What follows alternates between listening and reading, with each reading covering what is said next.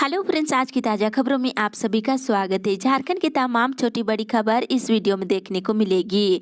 सबसे पहले बड़ी खबर, राज्य के युवाओं को नियुक्तियों का तोहफा। एक बड़ी खबर की मुख्यमंत्री हेमंत सोरेन 29 दिसंबर को अपना 1 साल पूरा करेगी और पहला साल कोरोना संकट के कारण काफी चुनौतीपूर्ण रहा। मुख्यमंत्री अपना पहला रिपोर्ट कार्ड प्रस्तुत करने की तैयारी में जुट गए हैं और राज्य के युवाओं को नियुक्तियों का तोहफा दिया जाएगा। उन्होंने 2 दिसंबर से विभागों की समीक्षा शुरू किए हैं। 18 दिसंबर तक सभी विभागों की समीक्षा कर लेंगे। और वहीं बताते चले कि 29 दिसंबर को कई योजनाओं की शुरुआत की जाएगी।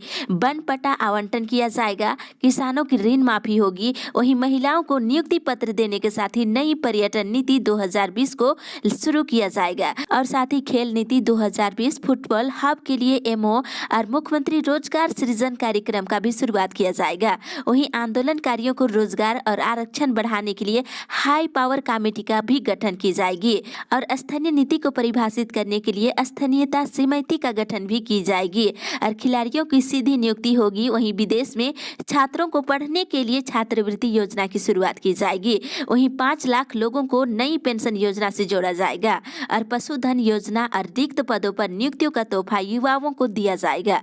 इन सभी योजनाओं को शुरू करने के लिए तैयारी अंतिम चरणों में पहुंच चुकी है। राज्य के युवाओं को नियुक्ति का तोहफा 29 दिसंबर को दिया जाएगा। इसी के साथ ही अगली बड़ी खबर, स्थानीय नीति के आधार पर हो बहाली। एक बड़ी खबर की राज्य में बहाली स्थानीय नीति के आधार पर हो, इसकी मांग की जा रही है। ये बातें आदिवासी मूलवासी जन अधिकार मंच के अध्यक्ष राजू महतो ने रविवार को कह रहे थे। वे रांची स्थित कार्यालय में हुई बैठक में ये बातें बोल रहे थे और उन्होंने कहा है कि झारखंड अलग राज्य का गठन आदिवासी मूलवासियों के भाषा और संस्कृति के आधार के लिए हुआ है।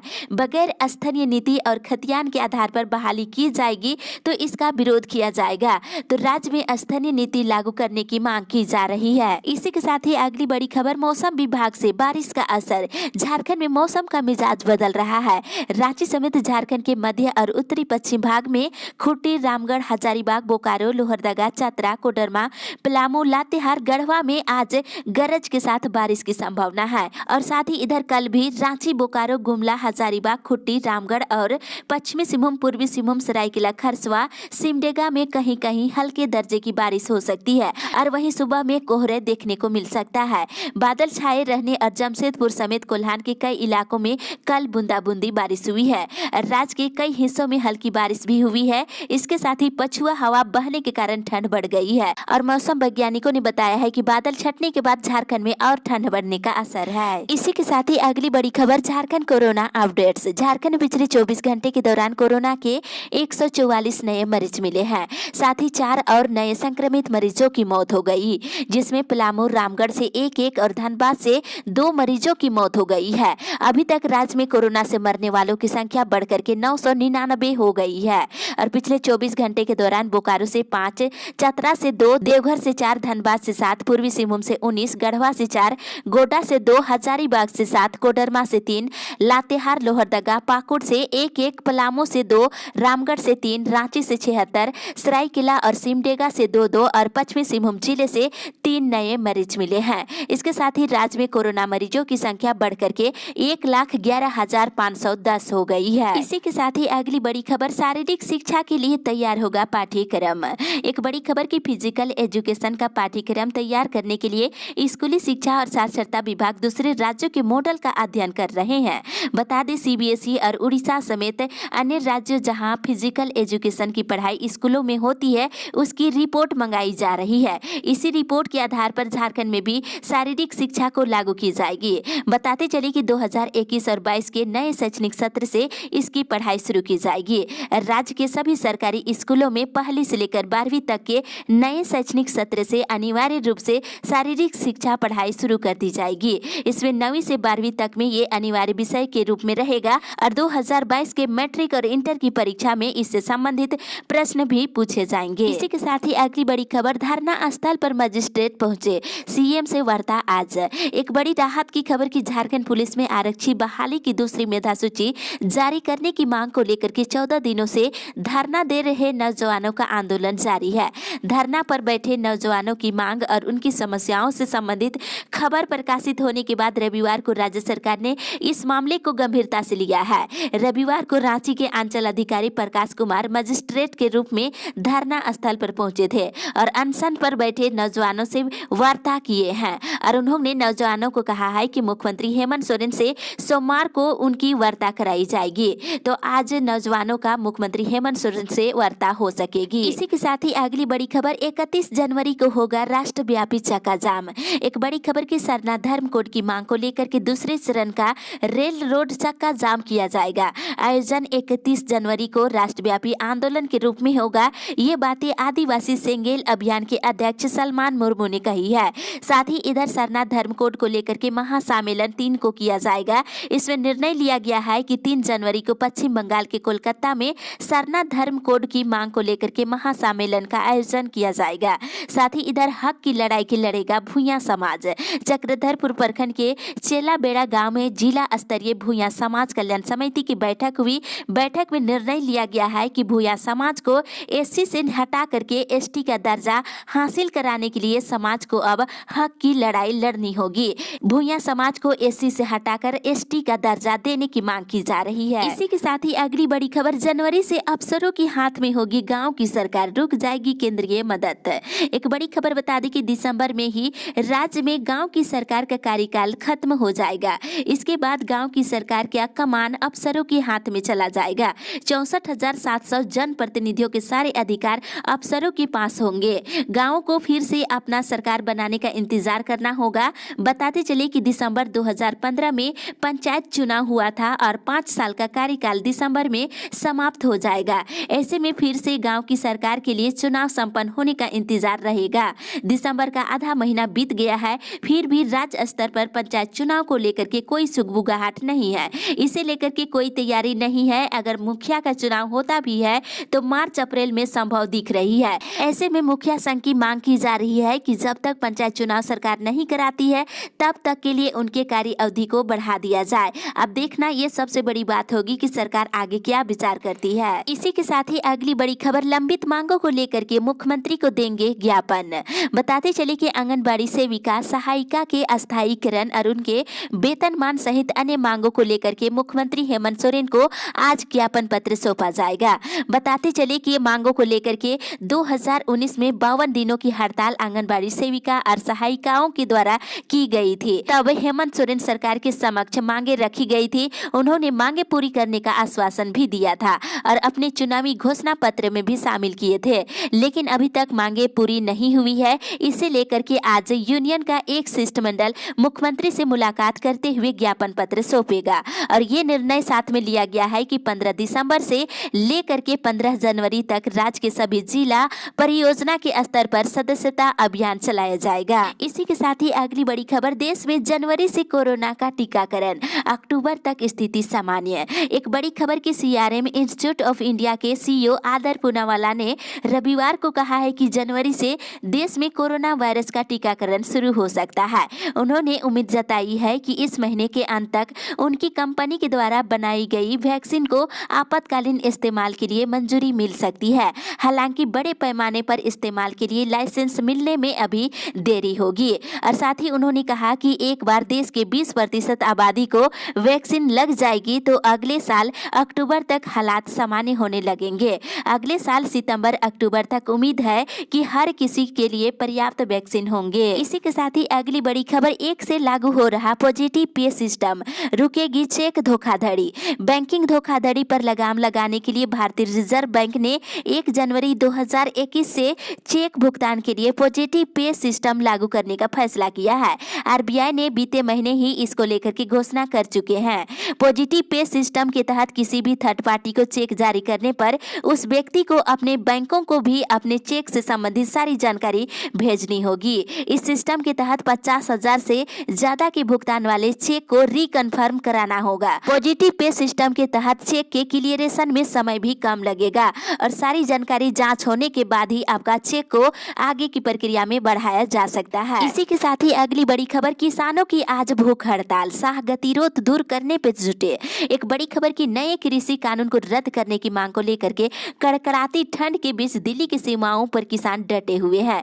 रविवार को लगातार 17वें दिन भी उनका प्रदर्शन जारी रहा। किसान नेताओं ने बताया है कि प्रदर्शन कर रहे सभी किसान संघों के प्रमुख सोमवार को यानी कि आज एक दिन की भूख हड़ताल करेंगे और देश के सभी जिला मुख्यालयों पर किसान धरना भी देंगे। और वहीं बड़ी संख्या में दिल्ली कूच कर रहे राजस्थान और अन्य राज्यों के किसानों को रविवार को पुलिस ने हरियाणा और राजस्थान सीमाओं पर रोक दिया है। इसके बाद किसान दिल्ली और जयपुर राष्ट्रीय राजमार्ग पर धरने पर बैठ गए हैं। इसी के साथ ही अगली बड़ी खबर, मांगे पूरी नहीं हुई तो फिर से होगा आंदोलन। एक बड़ी खबर की एकीकृत पारा शिक्षक संघर्ष मोर्चा ने राज्य सरकार के 1 साल पूरा होने के पहले अस्थायीकरण की प्रक्रिया पूरी करने की मांग किए हैं। मोर्चा के संजय दुबे ने कहा कि जून में ही शिक्षा मंत्री की अध्यक्षता में गठित उच्च स्तरीय कमेटी ने पारा शिक्षकों के अस्थायीकरण और वेतनमान पर सहमति दी थी। इसके बाद मामले को लेकर के महाधिवक्ता से भी राय ली गई है। ऐसे में अगर दिसंबर के अंत तक पारा शिक्षकों की मांगे पूरी नहीं की गई तो नए साल में पारा शिक्षक आंदोलन करेंगे। उन्होंने कहा है कि इस संबंध में जल्द ही मोर्चा की बैठक होगी और अनट्रेंड पारा शिक्षकों को 19 महीने से लंबित मानदेय भुगतान करने की भी मांग किए हैं। और साथ ही पारा शिक्षक और बीआरपी सीआरपीओ के नवंबर महीने के मानदेय भुगतान को लेकर के राशि आवंटित कर दी गई है। 20 दिसंबर के बाद मानदेय का भुगतान कर दिया जाएगा। इसी के साथ ही अगली बड़ी खबर, रांची बोकारो पैसेंजर ट्रेन आज से। रांची से बोकारो के लिए पैसेंजर ट्रेन का संचालन 14 दिसंबर से शुरू होगा। इस ट्रेन के चलने से नौकरी पेशा और प्रतिदिन आने जाने वाले लोगों को राहत मिलेगी।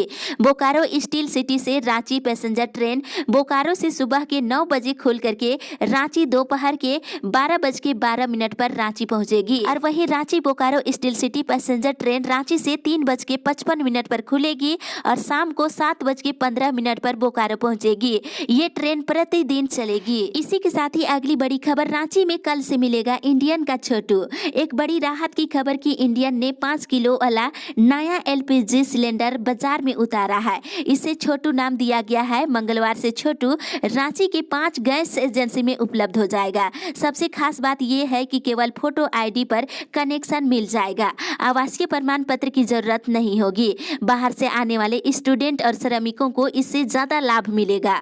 और स्थानीय आवासीय प्रमाण पत्र देने में कठिनाई होती थी और इससे आसानी से कनेक्शन नहीं मिल पाता था, लेकिन अब आसानी से आप ले सकते हैं। 5 किलो गैस की कीमत 422 रुपये आपको ली जाएगी और रेगुलेटर के लिए 150 रुपये और पाइप के लिए 170 रुपये यानी कि 190 रुपये अलग से लिए जाएंगे। इसी के साथ ही अगली बड़ी खबर, लोन देने के लिए खोज रहा निगम, नहीं मिल रहे फुटपाथ दुकानदार। एक बड़ी खबर की लॉकडाउन में काफी संख्या में लोगों का रोजी रोजगार छिन गया है। ऐसे में लोगों को वापस रोजगार उपलब्ध कराने के लिए केंद्र सरकार के द्वारा कई कदम उठाए जा रहे हैं। इस कड़ी में फुटपाथ दुकानदारों को 10,000 रुपये तक का लोन दी जा रही है और फुटपाथ दुकानदारों को लोन देने के लिए नगर निगम तलाश कर रहा है। लेकिन इस मुद्दे को लेकर के देखा जाए तो अभी फुटपाथ दुकानदार नहीं मिल रहे हैं। लोन लेने के लिए आपको बैंक का खाता नंबर और साथ ही आधार कार्ड लेकर के जाना होगा। 10,000 आप लोन ले सकते हैं। इसी के साथ ही अगली बड़ी खबर, पारा मेडिकल पाठ्यक्रमों में दाखिला के लिए 20 दिसंबर को होगी परीक्षा। राज्य के सरकारी और गैर सरकारी पारा मेडिकल संस्थानों में दाखिला के लिए प्रवेश परीक्षा 20 दिसंबर को रांची के विभिन्न केंद्रों पर आयोजित की जाएगी। इसके लिए सोमवार से प्रवेश पत्र यानी आज से डाउनलोड कर सकते हैं। और कोरोना के कारण इस वर्ष ये परीक्षा ऑफलाइन की जगह कंप्यूटर आधारित यानी ऑनलाइन ली जाएगी। रिजल्ट 26 दिसंबर को जारी कर दिया जाएगा। इसी के साथ ही अगली बड़ी खबर, जेएसएलपीएस कर्मियों की कलम बंद हड़ताल आज। एक बड़ी खबर की झारखंड राज्य आजीविका कर्मचारी संघ के आह्वान पर झारखंड राज्य के L5 से L8 के कर्मचारी सोमवार से कलम बंद हड़ताल पर रहेंगे। मुख्य उद्देश्य हड़ताल का है कि सम्मानजनक वेतन वृद्धि हो और महंगाई भत्ता में वृद्धि करने की मांग की गई है। साथ ही ईपीएफ संबंधी सुधार और कर्मचारियों को नियमितीकरण करने की मांग की जा रही है। इसी के साथ ही अगली बड़ी खबर, लंबे समय से मजदूरों के वेतन में हो रही कटौती, यूनियन के प्रति लोगों का गुस्सा। राजमहल परियोजना में कार्यरत विभिन्न श्रमिक यूनियनों के प्रति मजदूरों में इन दिनों खास आक्रोश देखने को मिल रही है। श्रमिकों में ये आक्रोश इस कारण से उठ खड़ा हुआ है कि कई यूनियनों में सदस्य दिखाकर लंबे समय से उनके वेतन में राशि की कटौती की जा रही है। जानकारी के अनुसार राजमहल परियोजना में 5 केंद्रीय यूनियन और 6 क्षेत्रीय यूनियन कार्यरत है, जो अपनी तरफ से 400 से 800 सदस्य होने का दावा कर रहे हैं। प्रबंधन की अनदेखी की वजह से एक मजदूर का कई ट्रेड यूनियन में पैसा काट लिए जाना सार्थक नहीं है। इसे तुरंत बंद करने की मांग कर रहे हैं। इसी के साथ ही अगली बड़ी खबर, झारखंड के 23 जिले कोरोना के क्रिटिकल स्टेज से बाहर।